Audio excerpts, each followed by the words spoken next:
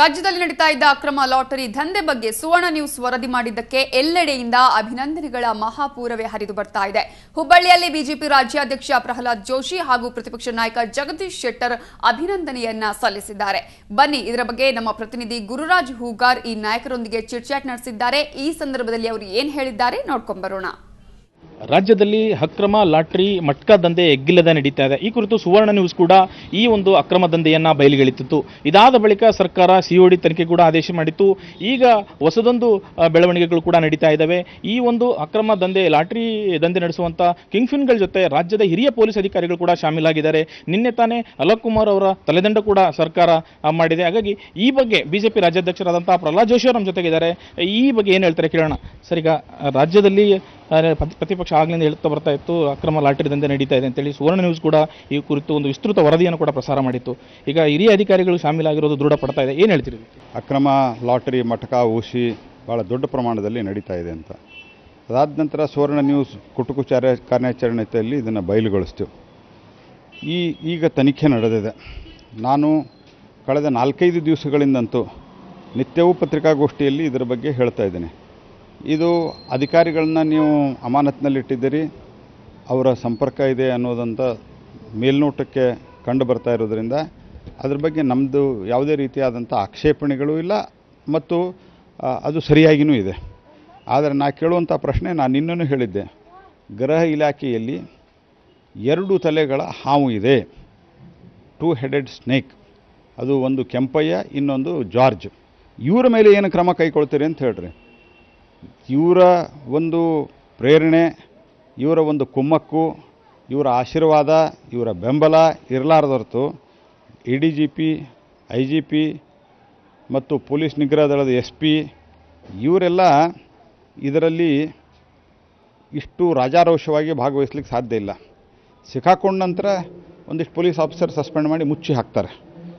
ಆದ್ದರಿಂದ 2 ಬೇಡಿಕೆ, ಒಂದು ಇವರಿಬ್ಬರನ್ನ ಕೈಬಿಡಿ, ಎರಡನೇದು ಇದು ವ್ಯಾಪಕವಾಗಿದೆ ಅಂತ ಹೇಳಿದ್ನ. ಮಟ್ಕಾ ಹೋಸಿ ಈ ಅಕ್ರಮ ಲಾಟರಿ ನಡೆಸುವಂಥ ಕಿಂಗ್ಫಿನ್ಗಳ ಜೊತೆ ಸ್ವತಃ ಹಿರಿಯ ಅಧಿಕಾರಿಗಳೇ ಶಾಮೀಲಾಗಿರುವಂಥದ್ದು. ಈಗ ಸರ್ಕಾರ ಕೂಡ ಅಧಿಕಾರಿಗಳ ತಲೆದಂಡ ಪಡೆದಿದೆ. ಬನ್ನಿ ಈ ಬಗ್ಗೆ ಮಾತನಾಡಲಿಕ್ಕೆ ನಮ್ಮ ವಿರೋಧ ಪಕ್ಷದ ನಾಯಕರಾದಂಥ ಜಗದೀಶ್ ಶೆಟ್ಟರ್ ನಮ್ಮ ಜೊತೆಗಿದ್ದಾರೆ.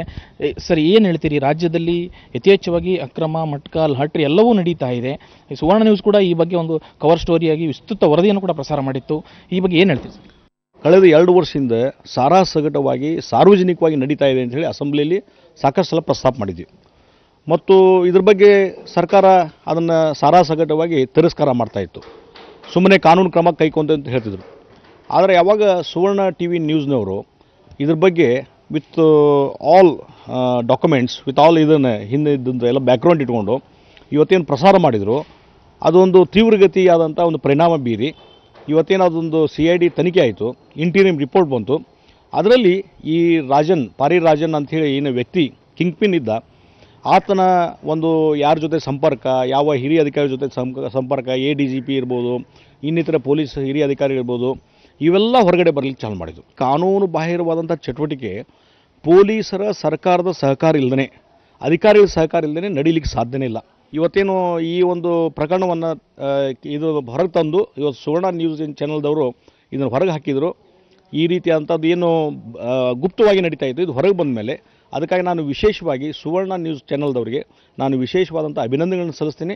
ಇಂಥ ಹಗರಣವನ್ನು ನೀವು ಹೊರಗೆ ಹಾಕಿದಿರಿ, ಅದರಿಂದ ಇವತ್ತು ಒಂದು ಜಾಗೃತಿ ಮೂಡುವಂಥದ್ದು. ಇದು ವಿರೋಧ ಪಕ್ಷದ ನಾಯಕರಾದಂಥ ಜಗದೀಶ್ ಶೆಟ್ಟರ್ ಅವರ ಮಾತು. ಸರ್ಕಾರ ಈ ವಿಚಾರದಲ್ಲಿ ಕಠಿಣ ಕ್ರಮವನ್ನು ಕೈಗೊಳ್ಳಬೇಕು, ಯಾವುದೇ ಅಧಿಕಾರಿಗಳ ರಕ್ಷಣೆಗೆ ಮುಂದಾಗಬಾರದು ಅನ್ನುವಂಥದ್ದು ಬಿಜೆಪಿಯ ಒತ್ತಾಯ. ಹುಬ್ಬಳ್ಳಿಯಿಂದ ಕ್ಯಾಮರಾಮನ್ ಆನಂದ್ ಜೊತೆ ಗುರುರಾಜ್ ಹೂಗಾರ್, ಸುವರ್ಣ ನ್ಯೂಸ್. ಹಾಗೆಯೇ ಮೈಸೂರಲ್ಲಿ ಮಾಜಿ ಸಚಿವ ಸುರೇಶ್ ಕುಮಾರ್ ಅವರು ಕೂಡ ಸುವರ್ಣ ನ್ಯೂಸ್ನ ವರದಿಗೆ ಈ ಕಾರ್ಯಕ್ಕೆ ಶ್ಲಾಘನೆಯನ್ನ ವ್ಯಕ್ತಪಡಿಸಿದ್ದಾರೆ. ಅದರ ಜೊತೆಗೆ CBI ತನಿಖೆ ಆಗಬೇಕು ಅಂತಲೂ ಅವರು ಆಗ್ರಹಿಸಿದ್ದಾರೆ. ಈ ಸಂದರ್ಭದಲ್ಲಿ ಮುಖ್ಯಮಂತ್ರಿಗಳು ಬಹಳ ನಿಷ್ಪಕ್ಷಪಾತವಾಗಿ ಅವರ ಆಪ್ತರ ಹೆಸರು ಕೂಡ ಇವತ್ತು ಬಂದಿದೆ, ಯಾರು ಅಂತ. ಅವ್ರು ಹೇಳಿದ್ದಾರೆ, ನಾವು ನಮ್ಮ ಆಪ್ತರಲ್ಲ, ಆದರೆ ನನ್ನ ಆಪ್ತರಲ್ಲ, ಅವರು ಕೂಡ ತಪ್ಪು ಮಾಡಿದರೆ ನಾವು ಕ್ರಮ ತಗೊಳ್ತೀವಿ ಅಂತ ಹೇಳಿದ್ದಾರೆ. ಅದು ನಂಗೆ ಅರ್ಥ ಆಗಲಿಲ್ಲ. ಆಪ್ತರಲ್ಲ, ಅವರು ಕೂಡ ತಪ್ಪು ಮಾಡಿದರೆ ನಾವು ಕ್ರಮ ತಗೊಳ್ತೀವಿ ಅಂತ. ಒಬ್ಬ ಮುಖ್ಯಮಂತ್ರಿ ಆದವರು ಯಾವುದೇ ವ್ಯಾಮೋಹದಿಂದ ತೊಳಲ್ಬಾರ್ದು. ಅವ್ರು ಯಾವುದೋ ನಾನು ಒಂದು ವರ್ಗಕ್ಕೆ ಸೇರಿದವನು ಅನ್ನೋಕ್ಕಿಂತ ಇಡೀ ರಾಜ್ಯದ ಎಲ್ಲ ಸಮುದಾಯಕ್ಕೆ ಸೇರಿದವನು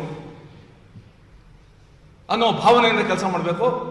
ಇವತ್ತು ಈ ಲಾಟರಿ ಹಗರಣ ಏನಿದೆ, ನಮ್ಮ ರಾಜ್ಯ ತಲೆ ತಗ್ಸಂತ ಇನ್ನೊಂದು ಹಗರಣ, ಇನ್ನೊಂದು ಪ್ರಕರಣ.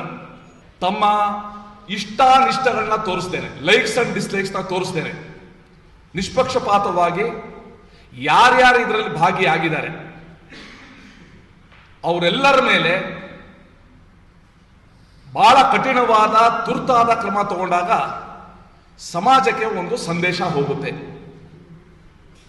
ಇಲ್ಲದೇ ಯಾವುದೋ ವ್ಯಕ್ತಿ ನನಗೆ ನೆಂಟ, ಯಾವುದೋ ವ್ಯಕ್ತಿ ನನಗೆ ಹತ್ರ ಅಂತ ಬಿಟ್ರೆ ಸಮಾಜಕ್ಕೆ ಬಹಳ ಕೆಟ್ಟ ಸಂದೇಶ ಹೋಗುತ್ತೆ. ಇವರು ಎಂತ ನಕಲಿ ನಾಯಕರು ಅಂತ ಗೊತ್ತಾಗುತ್ತೆ.